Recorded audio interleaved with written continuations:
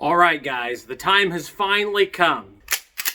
Like and subscribe because this video is going to be totally demonetized. There's no way I'm going to get ads on it, and it's going to be really controversial, so you're really the only thing that's going to keep no one from seeing it and actually doing well.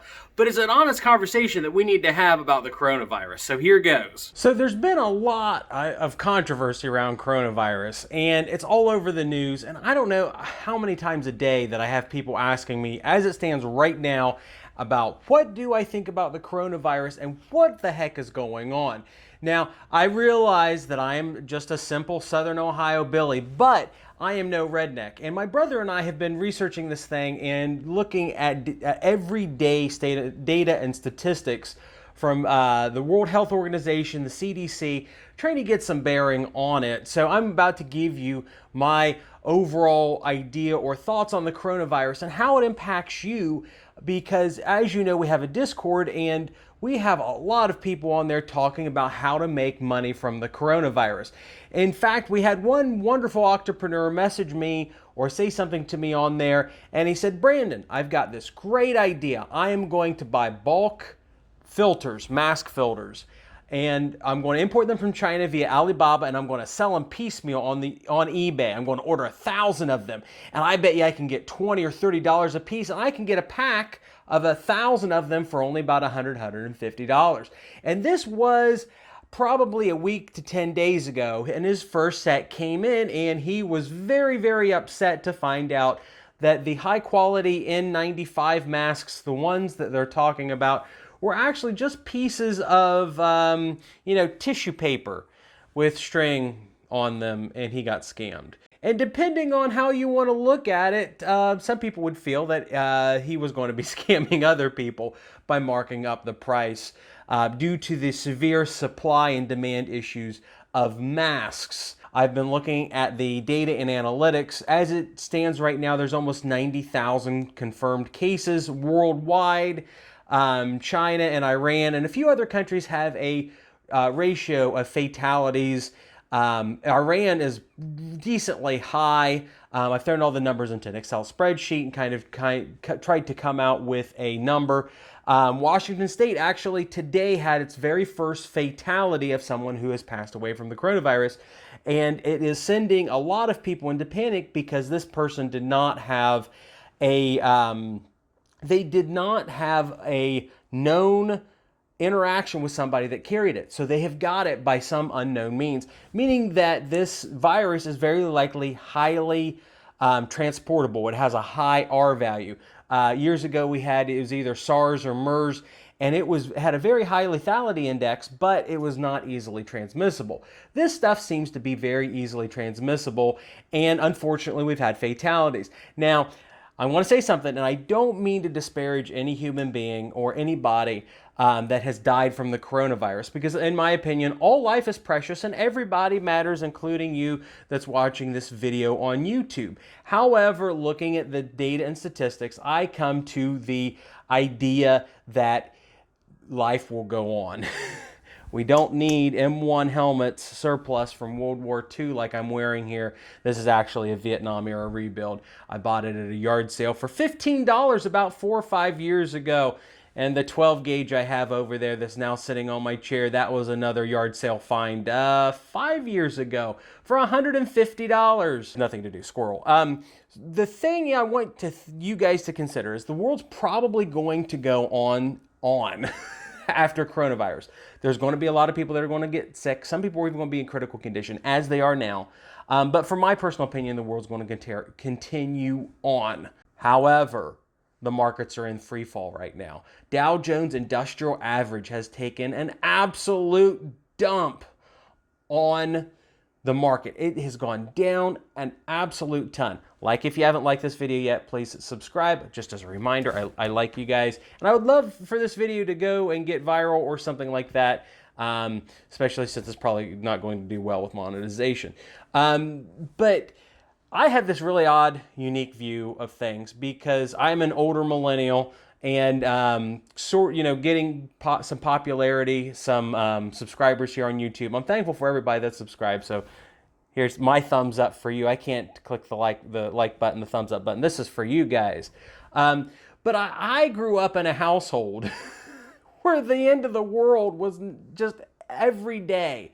When we moved, when we lost that house, the second house when I was 18 after my dad had a heart attack, my brother and I were cleaning out closets and we found a case of toothpaste. And we asked our mom and dad and we said, why is there a case with easily 150 tubes of toothpaste in here?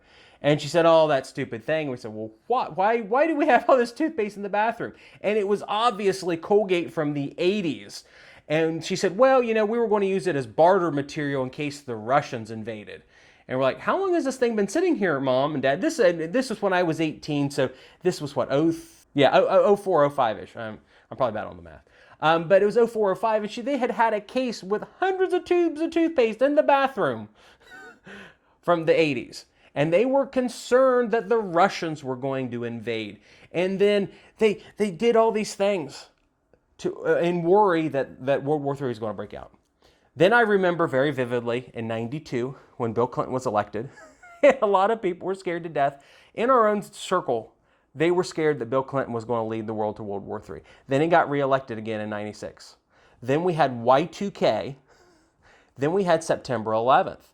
And through every single one of these events, almost 20 years ago at this point, we knew people that molded their life around the end of the world. That some terrible thing was going to happen. That Bill Clinton was going to bring the UN to the United States. And once again, this is full of controversy, and I just want to get it all out in one video because I'm just going for broke at this point. We were associated with all these people that were scared to death that the world was going to end. And it didn't. And then Y2K came and went, and one person got trapped in an elevator. Then we had September 11th, which was truly tragic and awful and a terrible day in American history. But we went on. And then I knew people that went during Hurricane Katrina. A lot of people don't remember Hurricane Katrina, but I still know people, and that is the watershed event that ruined my life. I live in Ohio. And I asked people, well, why did Hurricane Katrina ruin your life? And their response to me is that they sold everything. I know people that in 2006, the world was going to end. 2008, when the financial crisis happened, the world didn't end. The world got trashy and terrible for a lot of people. So what I'm trying to say is I've lived through all these different events and that the world was always going to end. And like the title of the video says, how to make money off this. You want to know what the best thing to invest in, or the best thing, the best strategy in an event like this? It's to invest yesterday. Because there's never a right time to time the markets. There's never a good thing to buy because if you had ESPN and you could foretell the future, you had your own DeLorean that could travel through time, you would have bought that Asian mask company that had the Black Swan event 2 weeks ago, where their stock went up 2,000%. But a very minute fraction of people were able to get on that. Yeah, some people shorted the market. Some people had calls in on Tesla. I know people that have 2023 Tesla calls. Not that I like options, but they've got Tesla calls, and now they're on fire. And so I talk to people about all these investment strategies. I talk to people who day trade, I'm very much not for those things. And I tell people, you should invest the way that I invest money with my kids. And here's a picture of their Ameritrade account. And you guys, everybody needs to do the same way that I'm investing for my kids, which is the way that I wish that I would have invested. Just regularly putting money in a broad index fund. If you look at these, they're Vanguard funds and a AOA iShare deal. They're free to buy, essentially. There's no commissions, or there's low commissions on them. And my kids have made money. And if you look at this right here, they are still making money while the market's in free fall, because I have put a little bit of money aside every few weeks or every month for my kids. And it's the exact same thing that you need to do, because the right time to invest is yesterday. And it's the reason that I talk about Webull, where you can get 2 free stocks all the time, because they make it so easy to put money into the stock market and invest in boring mutual fund type investments, specifically ETFs. They're boring. They're nobody likes to talk about them, but you make money on them on a very regular basis. And yet, out of the 17 million people that have watched my YouTube videos, you'd be amazed at the small fraction of people that actually got in.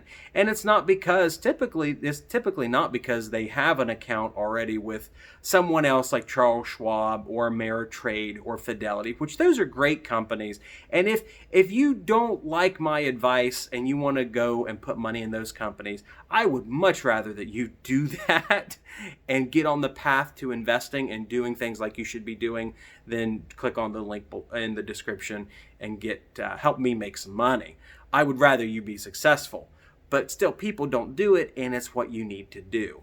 The second best time is to invest today. The worst time to invest is tomorrow. You have to get in a habit of regularly investing, regularly deciding that the world's probably not going to end. I'm not saying to not watch the news and to look at things, because yes, Brandon, the hillbilly laundromat owner YouTube guy could be wrong, and it could get worse than Italy here, where they've got a high infection rate. It could be like Iran. Poor Iran here, they've got the coronavirus pretty bad, and their fatality rate is certainly higher than Italy that was over here and doing better. But either way that it happens, life is probably going to continue on for the vast majority of Americans, and the world will get over this. And a lot of people will be caught holding the bag, and this is Brandon's theory, a lot of people will be caught holding the bag, and they will wish that they would have invested on a regular basis as the market was going down. Oh gosh. So a lot of people will have this thing where they will wish that they would invest.